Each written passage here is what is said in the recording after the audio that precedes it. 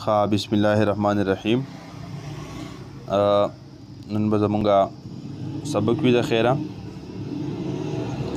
سواد به مونږ لیکو. سواد به همیشه تاسو د بر لاین نه لای یو دغه به ځان ته راکاږئ خط ټیک شوه د دې لاین نه بره تر دې پورې بیا به داسې به 2 کته راشي. ټیک شوه. دا فاصله به 2 کته وي او دا به مونږ اوس یو لاین والو. ټیک شوه. دې خوا ګوره داسې به جوړوئ. دا پکې چې کوم حصه ده لکه د هندوانې د پکې چې کوم حصه ده لکه د هندوانې هغه پکې تور زړی نه وي وړوکې هندوانه کې چې کوم زړی پکې وړوکې خس هغه وړوکې خس زړي په شان به تاسو دا حصه جوړوئ تور چې کوم زړی وي. ټیک شوه. اوس به یو لاین تاسو په دې له پاسه والئ. ځان ته به ګوره فاصله برابروئ. شکل به جوړوئ. دا دواړه لاینونه به د یو لاین ته راغونډېږي. ښه خبره پوه شوئ. لکه دا دواړه لاینونه به د یو لاین ته راځي. دا زموږ د سواد هغه سره ده. ځان پوه کوئ په خبره باندې. ټیک شوه.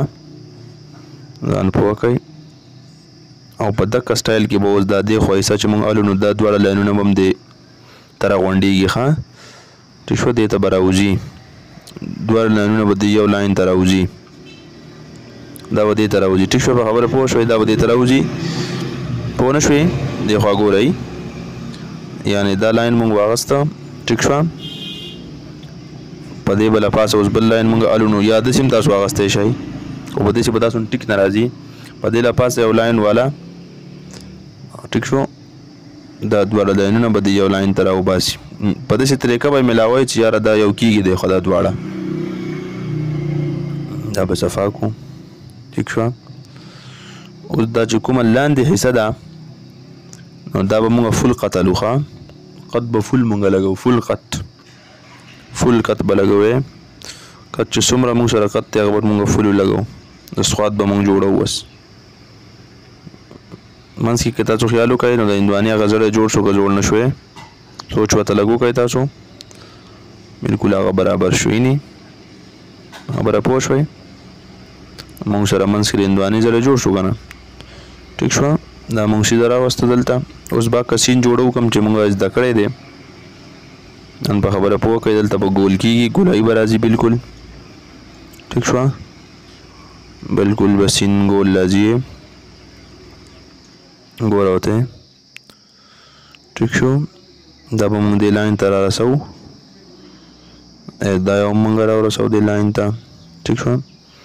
اوس به دلته ناپ وکړو 1 کت 2 کته 3 او 1/4 3 کتونه پورا یو څلورمه حصه. اوس به موږ دا راګول کوو. خپله نون غونه به جوړوې. سواد به جوړو. ټیک شوه. کومه فاصله چې موږ کړله دا به موږ هغې ته رسوو. دا به موږ خپل هغه فاصلې ته دا موږ رسوو.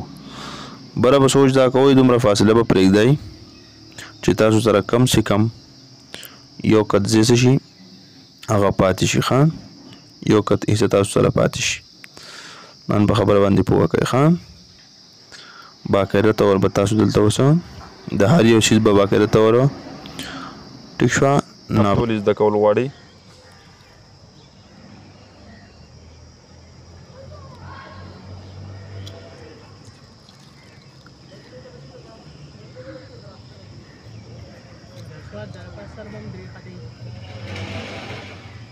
درې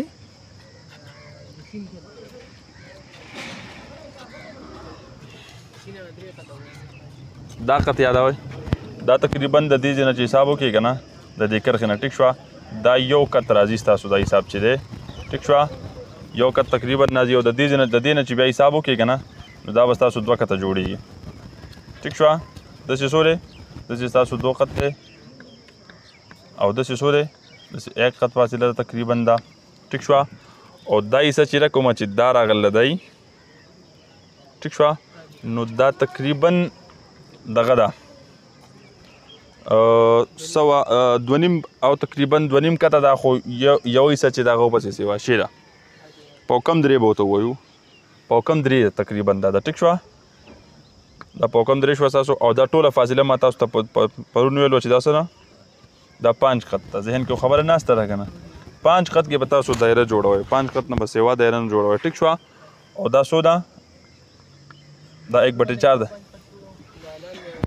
نون غنه چې څومره ده هغه کې د هر شي نون غنه ده اب بس تاسو 5 کت شو ټیک شو 5 کت نه لیمټ نه زیاته وي د نون غنې ټول لیمټ به وي 5 کت لکه که تاسو سمپل نونو مالې نو تاسو به نون سوي 5 کت کې به تاسو نون جوړوئ ټیک شو بیا لام چې دی نو لام سره الف ملګری کېږي ټیک شو نو هغه به تاسو بیا هغه جدا او دلته چې کومه فاصله پاتې کېږي نو دا به 1 کت پاتې کېږي ښه ټیک شو 1 کت به دا پاتې کېږي دلته او بره به نه خېجوئ بیا بدمور ښکارېږي او دا 3 صحیح 1/4 ده ټیک شو 3 پوره دي او یو حصه سره څلورمه ملګرې شوې ده دا بس تاسو سواد وي ټیک شو ما خو یې طواب ورسره مو ووایي خو چونکې نن واړه هم کم دي نن به زه تاسو ته ورسره ما تاسو ته پرون څنګه ویلي چې زه به تاسو ته ورسره دغه ښیمه یعنې او د هغې وجوهات به هم بیا بیانومه چې دا به په کوم ځای کې هغه 10 قسمونه دي او هغې ته ویلی کېږي رموز اوقاف څه ورته ویلی کېږي دا ځان سره نوټ کړئ دا به د دغه کې مي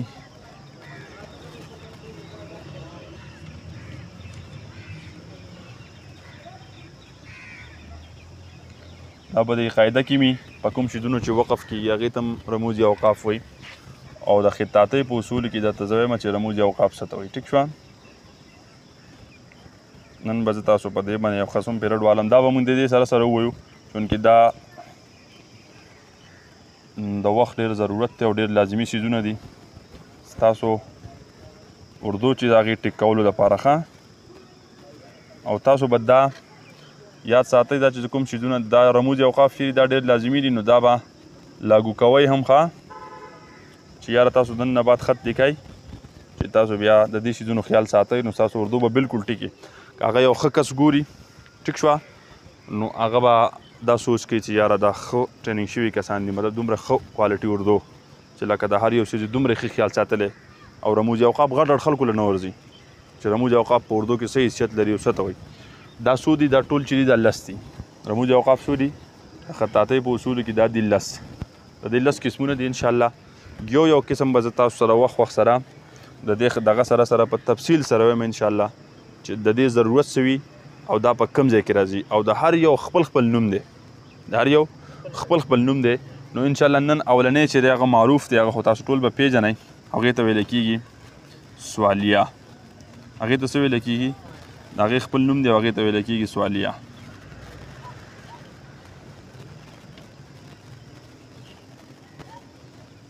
دا شیدونه ورسره ایکسټرا دي دا یې زده کړئ ښه ټیک شوه او د هغې نشان چې دی هغه د بره سر کې داسې لږ ګول وي داسې لږ ګول ټیک شوه او بیا داسې راتاو شوي داسې راغلی وي او دې ځای کې ورته یو ټکی لاندې شوي دې ته څه ویلی کېږي دې ته ویلی کېږي سوالیه او دا خو چونکې معروف دی تاسو ته پته ده چې دا به کوم ځای کې یوز کېږي دا چې کله ته چا نه سوال کوې یا ته په چا سوال وکړي یا ته یو فقره لیکي هغې کې سوال راشي یعنې مثلا تاسو ته ووایم چې دا سوال دی ته یو کس نه دا تپوس کوي چې تم کون ہو مثلا ٹھیک شوا دا یو سوال دی دینه بعد به دا نشان راځي آپ کہاں تھے ته کوم ځای کې وې دینه بعد دا سوال راځي یا آپ کا کیا نام ہے ٹھیک شوا چې کوم ځای کې د سوالیه نشان تاسو ته پته لګي چې دا سوال دی هغه چې په هر ځای کې وي ټیک شوا اوس راځې که نه مونږ چې پښتو کې وایو ته راځې که نه یو سوال دی که نه هغې نه بعد یا تاسو اس ایم ایس کوئ نو په هغې کې د دې شیزونو خیال ساتل یا یو اردو کې خپل یو دغه جوړ کړئ چې بس کوم ځای کې د کوم شي ضرورت وي هغه لګوئ ټیک نه ده تاسو په دې پوهېږم چې دا بل سړی په دې نه پوهېږي زما د دې غلطۍ احساس ورته نه کېږي یا زما د دې ښه کارګردګۍ احساس ورته هم نه کېږي خو بیا هم تاسو خپله اردو ټیک لیکئ چې ستاسو اردو ټیک وي هر کله که تاسو ښه سړی ګوري نو ستاسو اردو برابر وي ټیک نه ده دا سوچ مه کوه چې دا سړی پرې نه پوهېږي هغه دې نه پوهېږي که نه ته شیز خو مه غلطه وه که نه چیز غلط خو مه لیکه که نه یو سړی پرې پوهېږي که نه پوهېږي ته خو پوهېږې که نه ته د هغې باوجود غلطي ولګه ټیک نه ده نو چې څومره سوالیه خبرې وي تاسو به هغې پوهېږئ چې دا سوال دی هغې نه بعد به تاسو دا نشان لګوئ د دې به نوم څه وي سوالیه دې ته څه وایي سوالیه مزید نه پاتې شو انشاءالله هغه به وخت سره زه تاسو ته وایم روزانه چې کوم سبق وایو هغې سره به زه تاسو ته یو حل کوم انشاءالله او د هغې وجوهات پر ته ښیم چې دا کوم ځای کې لګي او ولې لګي ضرورت د دې خبرې څه وي تاسو به حیران شئ انشاءالله 10 خبرې دي او تاسو به بیا پوه شئ چې یاره دا خو ډېر لازمي څیزونه حقیقت دی دا ډېر لازمي څیزونه دي ټیک شوه نو سوالیه تاسو نن ووایئ انشاءالله کوم نه چې پاتې شو هغه به راته بیا نور دغه سره ویم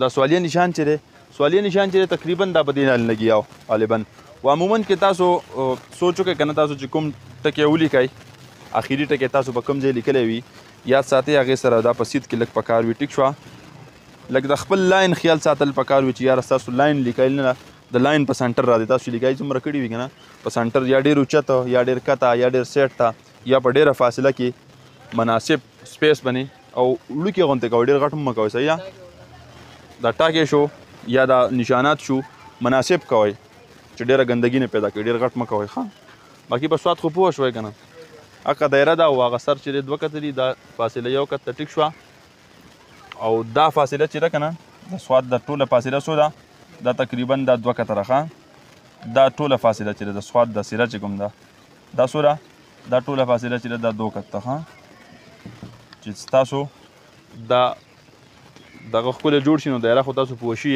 چې دایره به موږ څنګه جوړو صحیح شوه او توغا مې ورسره درته نن حل کوله خو واړه نشته نو هغوی نه به مې میسنګ ډېر زیات کېږي او د هغې په کې تاسو دا یاد کړئ دا اسان دی هغوی به پې هم پوه کوئ او ځان سره لیکئ ځان سره ولیکئ ټیک شوه